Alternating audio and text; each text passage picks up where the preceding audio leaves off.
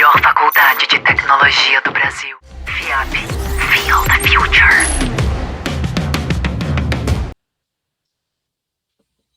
Olá, pessoal. Hoje a gente vai falar um pouco sobre a solução que a gente desenvolveu para a segunda fase do Tech Challenge da Postec IA para Devs.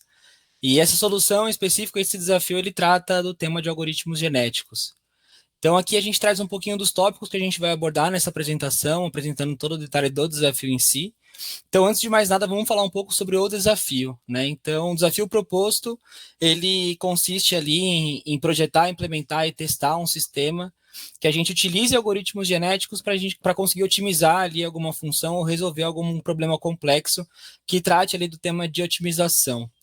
Então, trazendo um pouco do cenário escolhido para esse desafio, para esse projeto em si, a gente está tratando da área de manutenção.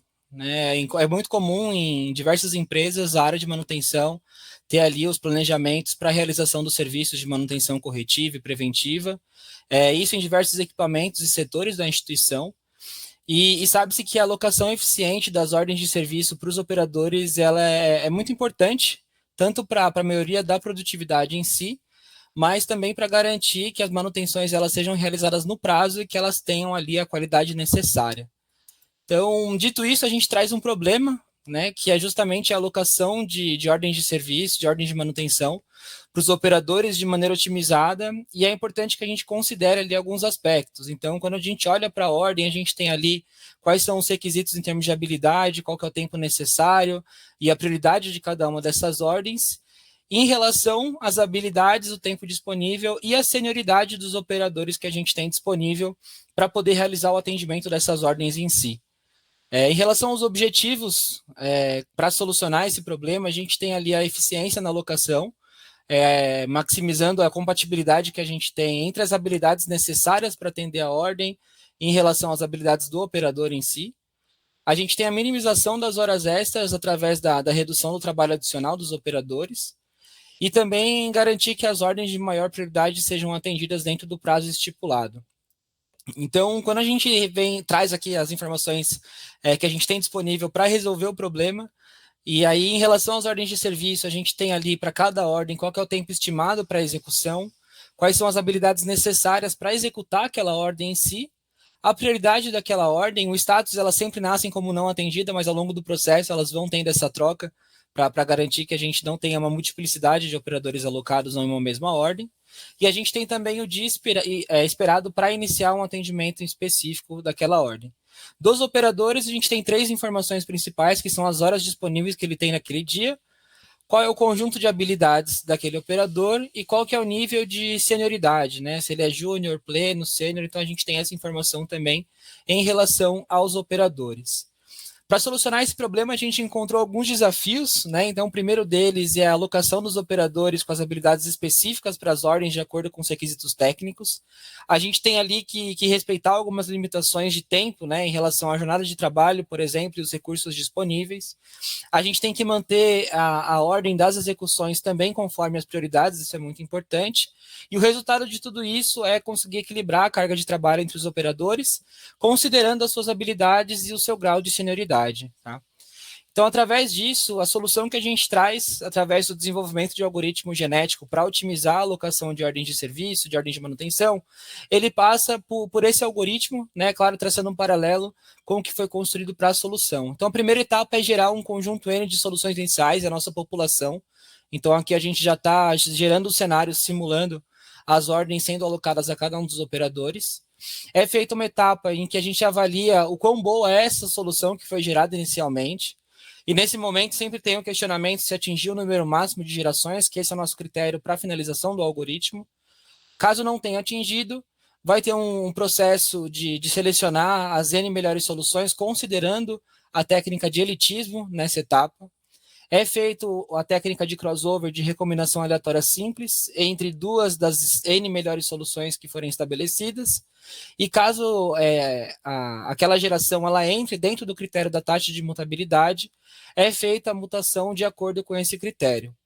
Existe uma etapa no nosso processo em que é validado se a gente atingiu as gerações necessárias para reinicializar a nossa população. Então, nessa etapa, se atingir esse número, a gente reinicializa 50% da população para evitar que a gente fique preso em uma solução que talvez não seja melhor para aquele problema em específico. Caso não tenha atingido, a gente vai substituir a população antiga e reiniciar todo esse fluxo em si. Se a gente entrar nos detalhes da solução, para a gente entender um pouco como que foi construído a função de fitness, a gente tem 3 pilares principais. O primeiro deles é a compatibilidade das habilidades, como já foi mencionado anteriormente, mas nesse caso a gente tem ali uma pontuação positiva para os operadores que têm as habilidades compatíveis em relação aos requisitos atendidos ali da ordem. E essa pontuação, ela tem ali um critério de proporcionalidade em relação a quantas habilidades foram atendidas naquela ordem. Então, se eu tenho um operador que atingiu somente metade das habilidades da ordem, esse fator ele vai ser considerado também na hora de pontuar. E se eu tenho operadores que não têm as habilidades necessárias, é aplicada uma penalização para que esse score seja diminuído, né, em relação à solução que a gente tem ali em avaliação. A segunda etapa é o cumprimento dos prazos. Então, a gente tem ali uma penalização que ela se baseia no atraso do início esperado das ordens, né? Então, a gente tem ali uma data esperada para início. Caso a gente tenha um atraso, essa penalização ela é realizada e ela tem um fator de aumento ali que considera o grau de prioridade. Então, quanto maior a prioridade da ordem, maior vai ser a penalização, porque é muito crítico a gente atrasar uma ordem que tem ali uma prioridade urgente. Então, isso entra também para potencializar o cumprimento dos prazos. E, por último, a gente tem a carga horária, que são as penalizações aplicadas quando a gente tem ali um excesso de horas trabalhadas, além da capacidade diária do operador. Então, esses 3 conjuntos de validações é o que compõe a nossa função de fitness, que vai dar a pontuação para encontrar a melhor solução. E aqui a gente detalha um pouquinho o crossover e a mutação, que são 2 processos que acontecem. Então, o crossover ele é feito ali através de um ponto aleatório que vai dividir as ordens que foram alocadas na solução em si. Então, aqui a gente traz um exemplo. Se a gente tem 100 ordens e o ponto de crossover é 50, a solução ela vai ter ali a divisão em 2 segmentos, né? As ordens de 1 a 50 e as ordens de 51 a 100. Caso a gente tenha, depois de realizar o crossover, alguma ordem repetida entre os 2 pais, é feito um trabalho para fazer uma alocação randomizada e dessa forma a gente garante que existe uma unicidade em relação à alocação das ordens. E por último, a gente tem ali a mutação, que ela segue o critério da taxa de mutabilidade. Então, caso aquela geração ela entre dentro desse critério da taxa, é feita uma seleção aleatória de um dia e um operador disponível ali para alocação da OS. É feita uma verificação se o operador ele tem as habilidades mínimas até que a gente encontre um operador adequado, e após a realização da mutação em si, é feita uma verificação para comparar a função de fitness da solução anterior e da solução que teve uma mutação, e caso a solução nova ela seja pior do que a solução anterior, essa mutação ela é desfeita, e aí aquela solução é levada para a próxima execução do algoritmo em si. Como resultado aqui, né, aqui a gente tem uma demonstração. Ao lado nós temos os parâmetros que a gente consegue mexer de forma dinâmica no nosso algoritmo. Para esse exemplo em específico, a gente utilizou um total de 100 ordens para serem distribuídas a 10 operadores, uma população de 50. Aqui a gente tem um número de 50 gerações, com uma taxa de mutação ali de 0,3, que representa 30%, né?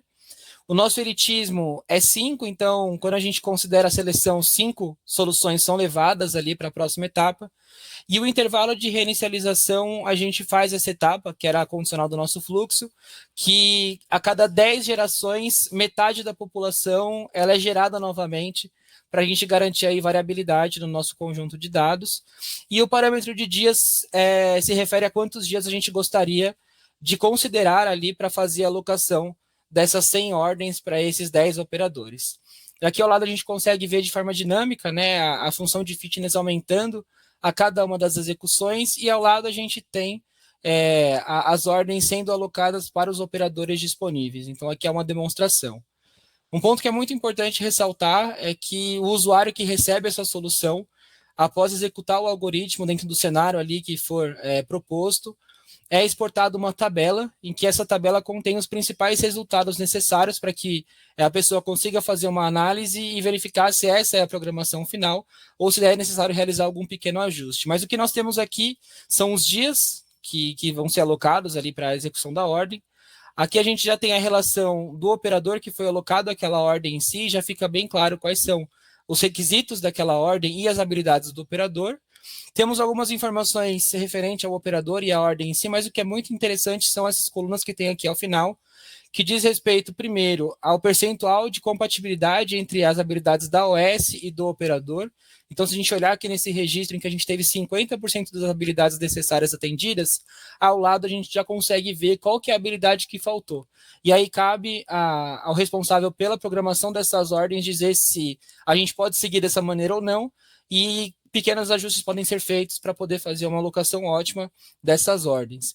Aqui ao lado a gente tem se aquele serviço em específico, aquela ordem ultrapassou as horas disponíveis do operador e se foi necessário a realização de alguma hora extra, e se sim, ao lado a gente tem a quantidade de horas estimadas, considerando ali o tempo necessário para atender aquela ordem às horas disponíveis, e por último a gente tem aqui o status para saber se as ordens aqui disponíveis elas foram alocadas conforme necessário. Então, com isso, o usuário que está consumindo esse produto, ele consegue tomar as decisões em relação ao planejamento e, de certa forma, isso otimiza todo o trabalho que teria em relação a fazer essa alocação manualmente.